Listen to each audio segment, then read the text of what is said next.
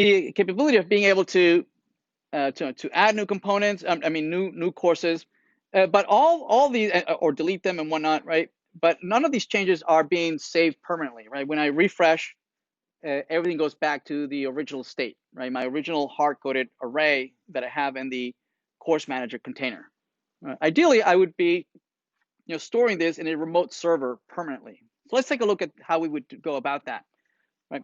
So what we're going to do is that we're going to create in a separate directory, we're going to create services. Services are going to be the responsible for talking to the server. It's going to encapsulate all the CRUD operations that manipulate the state for the application. So in particular, we want to manipulate courses, right? So here we're going to have course service,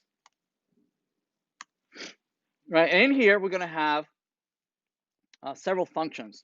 Now we could go several ways. We could have a class, and that class can have several functions in there. Yes, pretty much what we did for the previous assignment, right? Where we had all the all the CRUD operations for users, and they were inside of functions. Yes, and then we instantiated that and then used that course service. Right. Now the reason we put those functions inside of a class last time around was that we wanted to encapsulate and make those functions only accessible through that instance. Yes, we didn't want to litter the function and just declare it anywhere, right? And then these functions might override other functions. Yes, but we don't have that problem in ES6. In ES6, the file itself is a module. Okay, so that you would not be able to see anything from outside unless you export it and it's imported from someone else. Right. So let's do that. Let's focus on creating courses, right, that we post over to the server. All right. So let's do that. So let's see. Actually, no. Before we do that, let's. I believe I have a couple of courses that I've already created. W generic Januzzi courses. Yeah, I have a couple of courses, right, from that I was previously using. So let's encapsulate a function here that can retrieve all those courses. Yes, and the way we do that, we would write a function called maybe find all courses, right? And this would be a function that can use Ajax, right? Fetch and Ajax communication, and do something as follows. You can do fetch, and then the URL, and that's the copy. I can paste it in there, right? And that returns a const. That returns a promise, which that comes back with a response, which I can then parse the JSON, right, and return that, right? Once I have that, I like to be able to use this from outside, right? And the way we do that is that we can export this. We can say export default find all courses. Now from outside, I can import it and use it. Yes. Like for instance, I like to be able to have a whole bunch of functions here that I also would like to export. What default says is that if somebody imports it, right, they can just use the name of whatever is exported by default, right? And we'll see that how that's a little bit different when you're exporting a whole bunch of things, right? So we'll see that in a minute. So from here, from the course manager, I can now call that, right?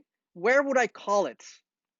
Well, one place that I could call it is in the constructor, right? I can call in the constructor. The thing is that in the constructor, I don't have a chance to initialize the state properly, right? Also, the constructor gets as this is being parsed by the renderer, right? This only is instantiated once, right? So if it changes over time, right, I would never be notified that it's changing over time, right? Instead, I want to use a function that allows me to know when am I being added to the DOM and when I'm being removed from the DOM, right? So and it just so happens that the component class that we're extending, that we're inheriting from, has a whole bunch of life cycle functions that tell us, when we are being created, when we're being destroyed.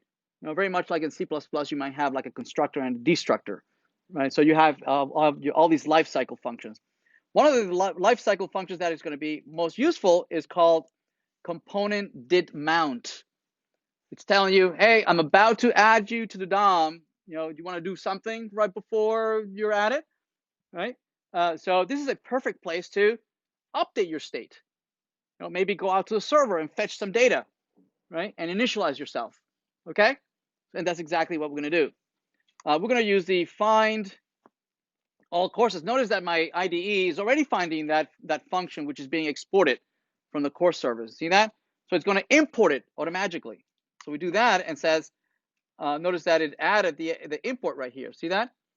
Now the reason I can just say find all courses is because course service is exporting find all courses as the default export, as opposed to later on we're going to export a whole bunch of things, right? And then we'll have to use a different syntax in a second.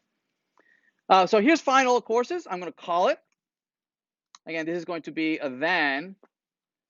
Presumably the courses come here. Here are all the courses. And for now, we're just going to do a console log courses. Okay. So if we do that and we look at there it is. Notice it's printing already. So it already went, right? And we can see in the network too, right? The courses went out somewhere here. Courses, there we go, right? And the array came back from the server. I think it's 6. We have 1, 2, 3, 4, 5, 6 courses. Yes. So if every time I refresh, notice that it goes fetches the courses and then it prints them out to the console. There it is. Everybody okay? So the last thing that we need to do is just basically update my state. Basically, I don't really care about these hard-coded arrays.